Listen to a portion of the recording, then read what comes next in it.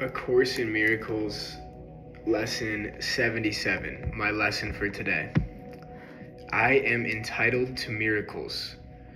You are entitled to miracles because of what you are. You will receive miracles because of what God is, and you will offer miracles because you are one with God. Again, how simple is salvation? It is merely a statement of your true identity. It is this that we will celebrate today. So between that being lesson number 77, coming back to Illinois, and the lesson for today being I am entitled to miracles, and the two cards that revealed themselves to me this morning of first, Thoth, divine magic, the teacher awakens, the student becomes the master. And the second one is Guru Ram Dass, not Ram Dass, the teacher from the US, but a different Ram Dass. It says, miraculous moments, harmony surrounds you, expect miracles. And then I have this frequency playing, which is 777 hertz, and it's like a miracle frequency. So a lot seems to be aligning today, and a lot seems to be aligning in my life, in especially the past few months and especially the past 5 days in Austin, Texas, for the first men's retreat that I ran on my own, which is kind of a paradox because, as we're going to get into, the retreat was full of miracles, and yes, it was my own retreat, but in some way it felt like I was being guided. I wasn't actually the one doing anything. I was just the vessel for the container being created, and then the magic just unfolded by itself. So I just want to talk about some of the highlights today from this retreat and some of the magic that happened, and how it was such a co-created experience. So I feel like I didn't have to do a thing. That was the funniest part. And my whole life I'd been someone that had struggled with pressure, or struggled with needing to perform, or needing to look a certain way, or needing to be good enough. And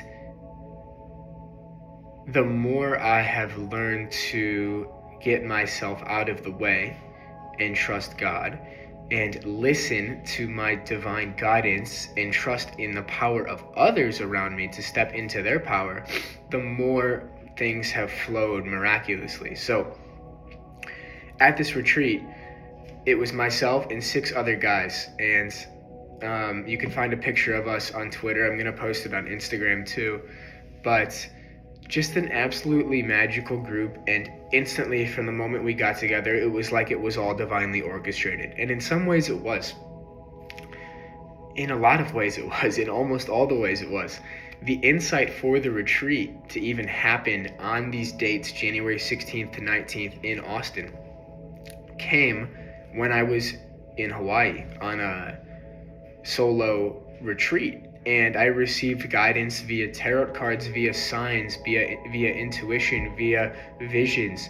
And the city of Austin was picked with a pendulum. I don't have it by me, but it basically swings and orientates in a direction based on what is most optimal or aligned with a universal principle. The idea for doing a medicine journey came from a tarot card. And all of the people to text and sending the text came from visions and insights of these people. One of the guys who was there, Lincoln from Austin, and the retreat, it would not have been able to happen to the same degree that it did without him. A week before, I was sitting in meditation, and he just popped in my mind's eye, and it was like, Lincoln has to be here. So he was able to come, and it just worked out so perfectly that 2 guys just happened to be from Austin with cars, and we had 7 people. So everybody could drive in these 2 cars, and we carpooled, and we met at the same place. And on the way there, we went grocery shopping, and we picked up a ton of food, and all healthy, organic stuff. And when we got there, people instantly formulated into their own roles. And this is what I'm talking about of yes, I was the vessel to create the container, but in some ways it was all just happening by itself. Lincoln and Will and Cole, three of the guys, instantly just took on roles of cooking, and they just loved it and they went straight into it. And I helped out here and there, and I helped with cleaning and all of these other things, but these guys really took initiative with cooking and they loved it. And I was like, okay, like, I trust you guys, this is awesome. And then some of the other guys, Aaron, and Brad, like, more sitting back philosophizing, talking deep conversations about the craziest stuff.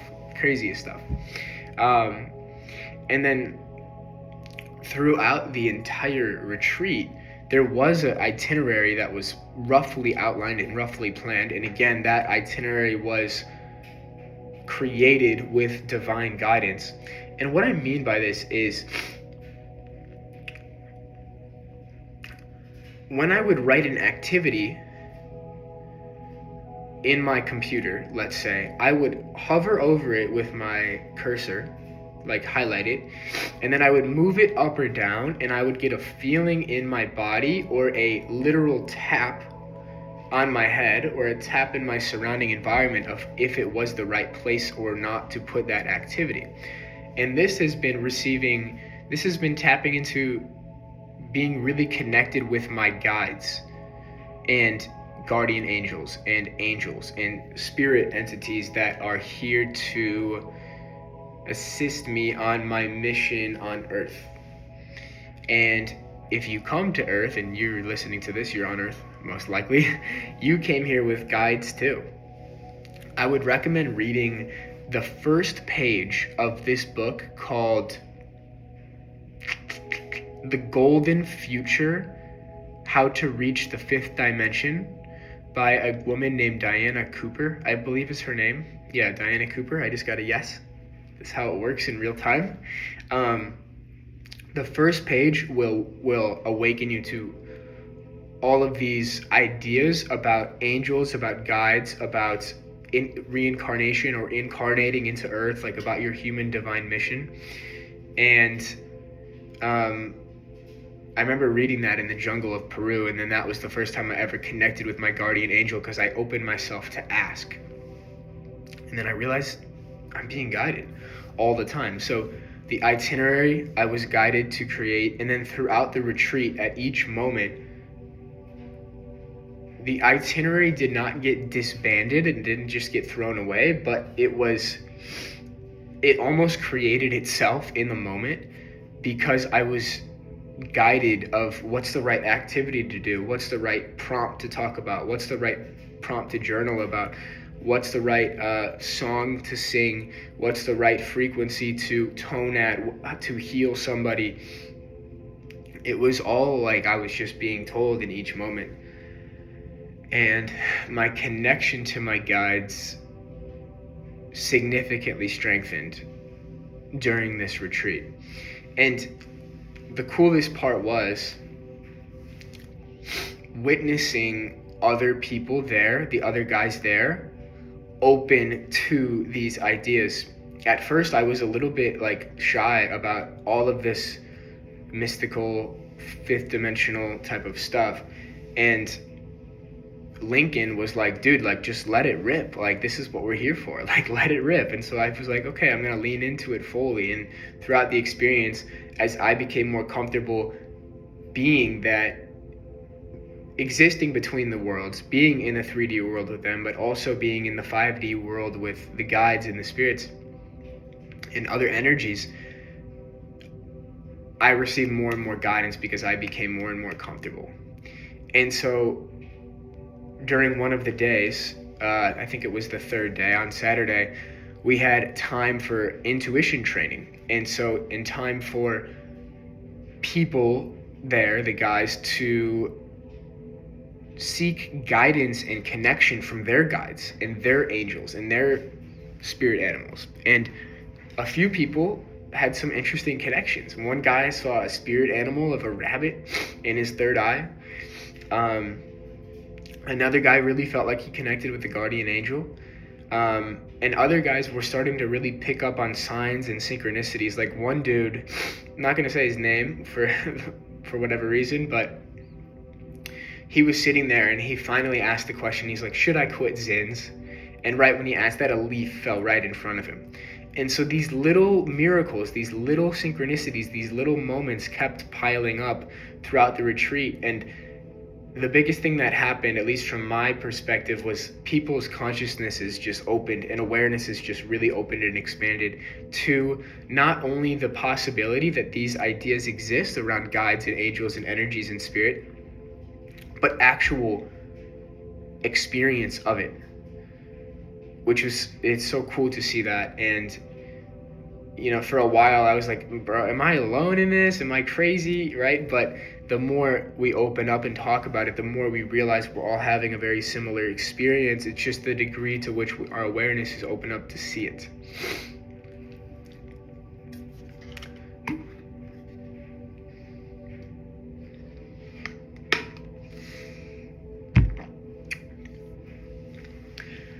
One of the most magical times at this retreat was the psilocybin mushroom journey on the hike. So I have so much gratitude for the woman who was able to secure these psilocybin mushrooms for me. Very grateful that whoever grew them was able to get them to her, and the whole process to bring them to us. And this is where this card kind of comes into play. The teacher awakens, the student becomes the master. Well, I'm not saying I'm a master, but I think as a teacher, I'm awakening. And what was so funny was, like, I remember being in college a few years ago and buying mushrooms for the first time and, like, weighing them on a little mini scale and microdosing them in my dorm, like, to try to experiment with how could I solve mental health issues. And it really did help. This was over 3 years ago, and around 3 years ago. And now picking up these mushrooms, weighing them out, sorting them into bags and bringing them to the retreat, and then now being the one who's facilitating the journey, sitting around in circle, saying prayer, setting intentions, being the guide. And so I didn't take as much as everybody who journeyed. 4 guys journeyed and 2 didn't. And I was a little bit in between. I did 0.5 gram. So I could kind of be floating between worlds. And to be in that, like, that teacher role, that guide role was so cool. And of course, like, there were little times during that journey where, like, a hint of doubt came up, or a hint of a thought about the future came up, but for the most part I felt super grounded and super embodied and super capable of holding space and super capable of leading the group. And again, it wasn't just me leading on many different levels. Will and Lincoln were natural leaders. They would guide the group throughout the trail. And then the guidance from what is beyond this third dimensional realm was very, very much present. And a few pretty magical things happened on this hike. I can't remember all of them because we were so present, and there's so many details that would be boring to share. But there was a time where we all started singing, and right as we stopped singing, this truck came by and honked his horn twice, and everybody was like, oh my gosh, like that was witnessing a synchronicity, witnessing a miracle, witnessing divinity in action. And something else that opened up for me, which was really beautiful, was the courage to sing in front of other people and other men, and without any background noise, without any instruments, just pure singing. And it was absolutely beautiful. And I think that it's something I'm going to be leaning into more and more. I'm like, should I sing now? I don't think so. But it did feel really beautiful. And it was one of the really deep insights I had during ayahuasca, was the human spirit is meant to sing. And just as like a flower blooms, you can see it bloom at the end, the human spirit blooming is it singing, like the internal mechanism of that happening. It's like reaching out to God, reaching out to the divine. And I had visions of myself during that ayahuasca journey singing, and how my highest self would be singing. And I was too scared to do it then, a few months ago, in the ceremonies, and I didn't know what to sing. But I had found now a completely new genre of music. And it's funny, I used to listen to like mainly rap music, and now I'm listening to like very spiritual music most of the day, or frequencies, or I have some playlists on YouTube. If you're listening here, I have like elevated frequencies, which is some up-tempo stuff, and then I have angelic frequencies, and I'm gonna keep adding more different frequencies to my YouTube playlist, so you could check those out. But this artist I found, her name is Alexa Sunshine Rose, and she just is an angel, and her songs are so beautiful. And those were some of the songs I was singing during the mushroom journey. And just to like be held and supported by the guys there in like complete non-judgmental space, because I also wasn't judging myself, it was super magical. And on this theme of music and healing, there's a few other little miracles that happened throughout both the retreat and the time in Austin, all related to sound and frequency. So I'll get into them in a second.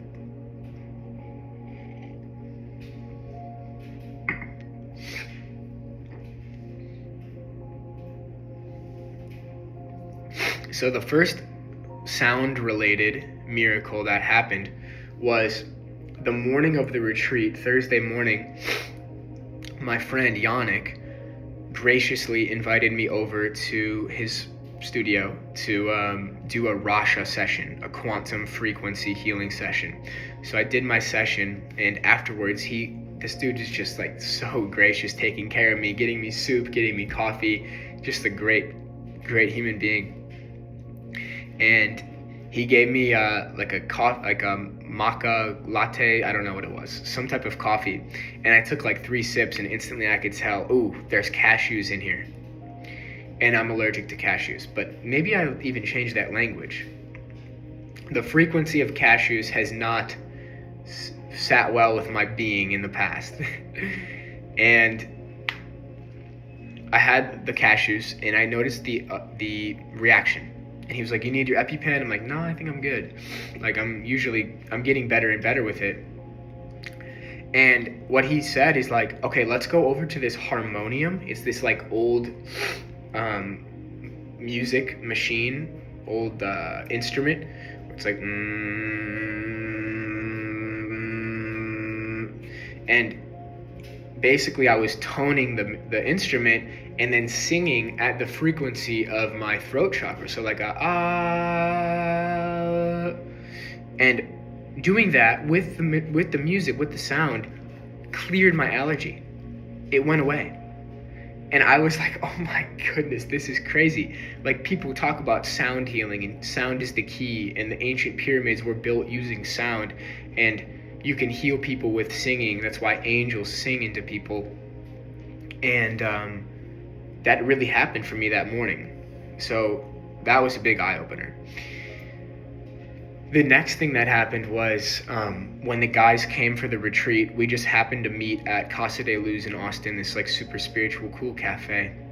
And Yannick had space to have everybody come upstairs and do a Rasha session for like 30 to 45 minutes. So everybody got to experience the Rasha, like this quantum healing, consciousness clearing device that has profoundly changed my life, and I'm building a business around it because it's the one thing above all that I found that I'm like, this is an integrity to share with everybody I know. And so these guys got to experience that, and some people had some super profound journeys in that 30-45 minutes, which was super special. The next thing that happened with sound and music was one of the guys there, again, not going to say specific names for specific things like this, but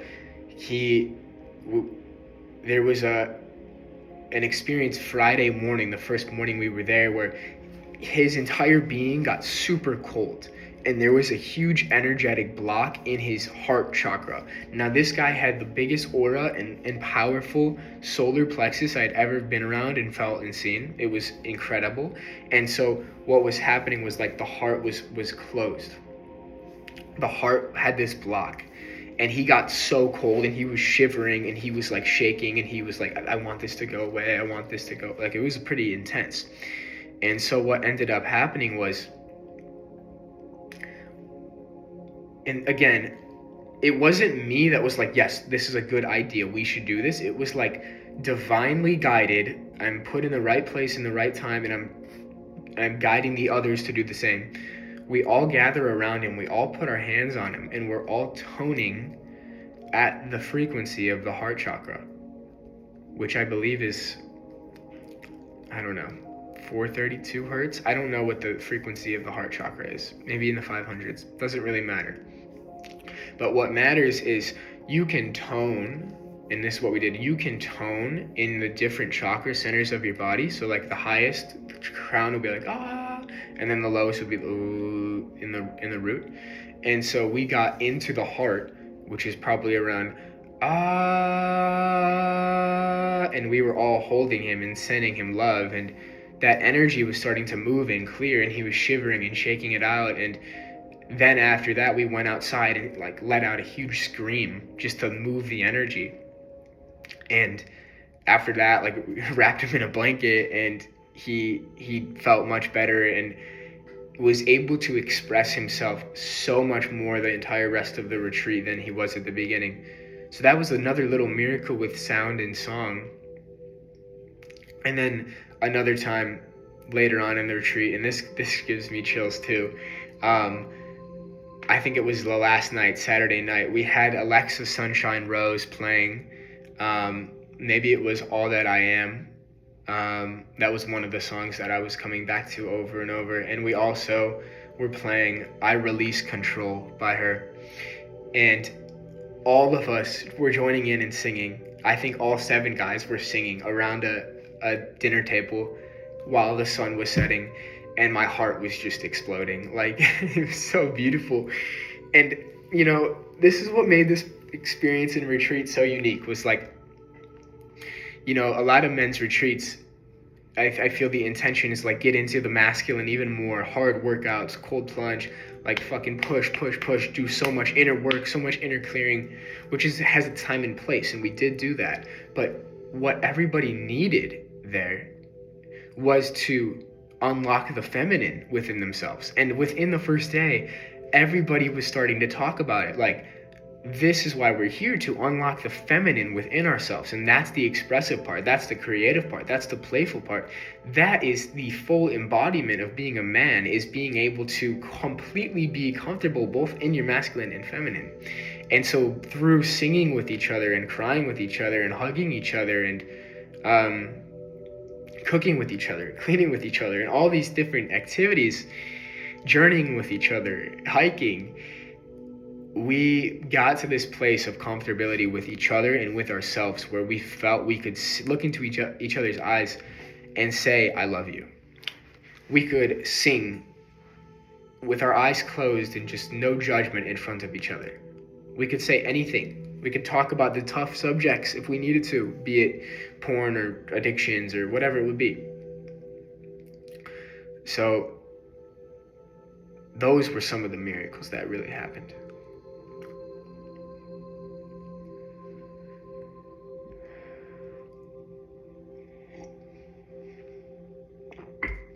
As the retreat closed on Sunday, we drove back and we went to a witch shop in Austin, which was cool because that was where I got my first ever tarot deck. And, you know, one of the guys got his own tarot deck for the first time. Other guys picking up some like crystals and stuff like that. So that was cool to like, everybody wanted to go there. It wasn't my idea. They're like, we need to go to the witch shop. I'm like, all right, whatever. Again, releasing control, guidance. And so when we got back, of course, in divine timing, Yannick, the Rasha quantum healing guy, had space. And so he took everybody upstairs to do another 20, 30-minute frequency healing session. And that whole time, that whole day, I was getting signs like, I just want to see this girl I'm talking to. I really just want to give her a hug, and I really wanted to see her. And so she was there at Casa de Luz, of course, as well, right when we got back. And so while they went upstairs for like 20-30 minutes, I got to be with her, and it was beautiful. And I was a bit tired from the entire experience. Like, while there was a lot of space for people to be in their feminine, including myself at times, there was also a responsibility to be in my masculine when I needed to be. And so I was a bit energetically drained. I was a bit tired of holding that space. Not a bad tired, but like a good tired, and like I want to like hug a girl I really like and enjoy being with. So that was beautiful. And then the guys ended up departing right after that session, and super cool. Like, people coming from around the world, like, what a blessing. A guy coming from fucking Netherlands, and he's the one who won the free spot, and he was exactly the person who had to be there. Exactly the person who had to be there. Guy coming from California, 2 guys coming from Canada.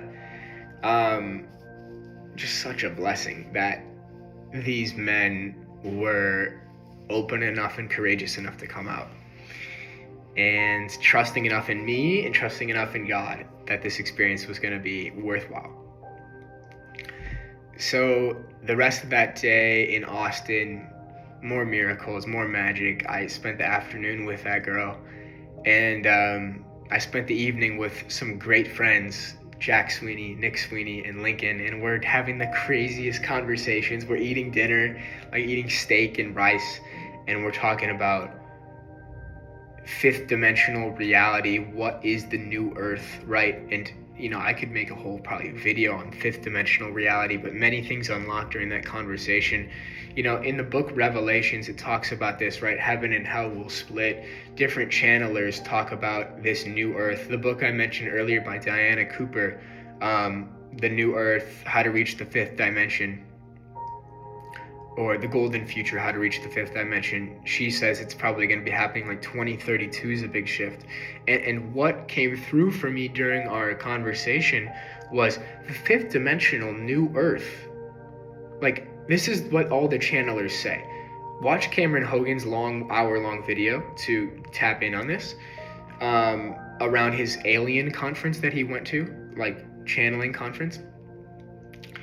Earth is actually becoming a fifth dimensional planet. Its frequency is changing. This is a huge time in the universe for Earth. And there are already people on Earth that are experiencing fifth dimensional Earth, including myself. And that's where all these mystical things are happening from. Like, the angels and the spirit guides are in the fifth dimension. That's why we can't see them in the material world, but I can sense them because my consciousness has been opened enough through medicine work, through Rasha quantum healing, through different spiritual readings, and through so many different things, and just like my incarnation and my readiness for it. That's why I can sense things outside of this dimension. And this fifth dimensional Earth, it's going to be full of people who have the psychic abilities. That's what psychics are. They're able to be between worlds. That's what shamans are. They're able to be between worlds. And the fifth dimensional Earth will be full of people who are fully realized in their psychic abilities and fully committed to truth. And this is the key. When you do have psychic abilities, you can instantly sense or know when somebody's out of integrity, when somebody's not speaking from truth, when somebody's not coming from love, when somebody's coming from ego, pride, manipulation, greed. You can sense it all. So in this new earth, there's going to be no point in trying to lie, trying to steal, trying to manipulate, trying to deceive, because everybody's going to be able to sense it and just be like, that's not true. And so all that will remain is love. All that will remain is the kingdom of heaven. All that will remain is the Garden of Eden will be restored. It gives me chills to think about, and I do think it's happening in our lifetime and in our generation.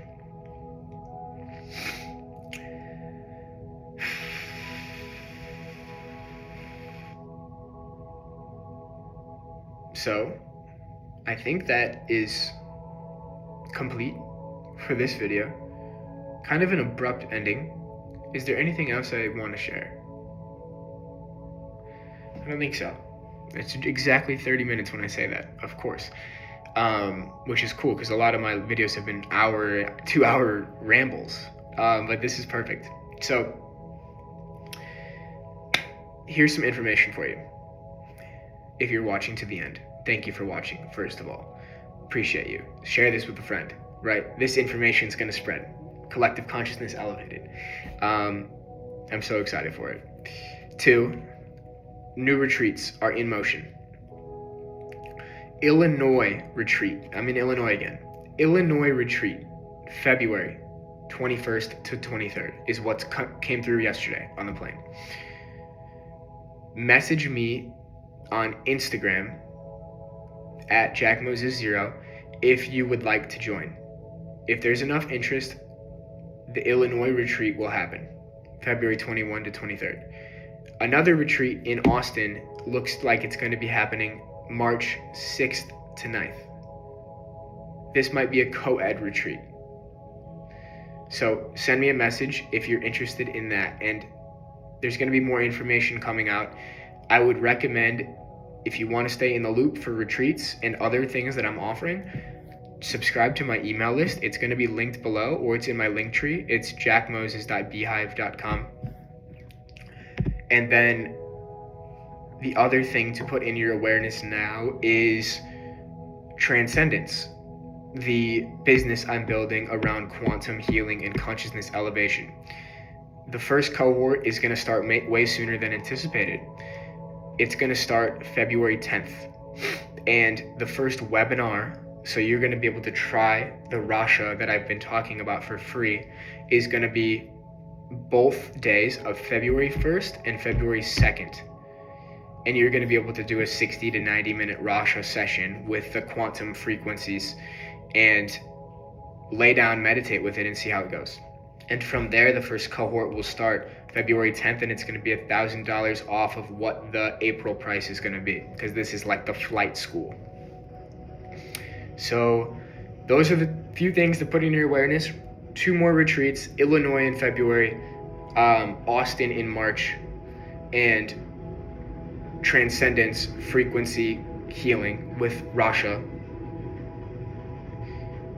February 1st and 2nd webinar. And there's going to be links coming out. Again, I'd recommend subscribe to my email to get all this information. Everything I'm creating is fully for your highest service and fully in integrity with God and fully designed to unlock your highest potential and highest self. That is my mission on this planet.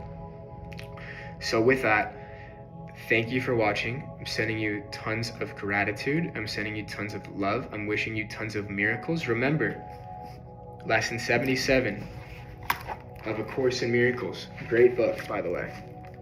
I am entitled to miracles. Remember that throughout your day today. You are entitled to miracles. Miracles surround you. You're a vessel for miracles. So, yeah, like, comment, subscribe, do all those cool things, and I will see you in the next video. Peace.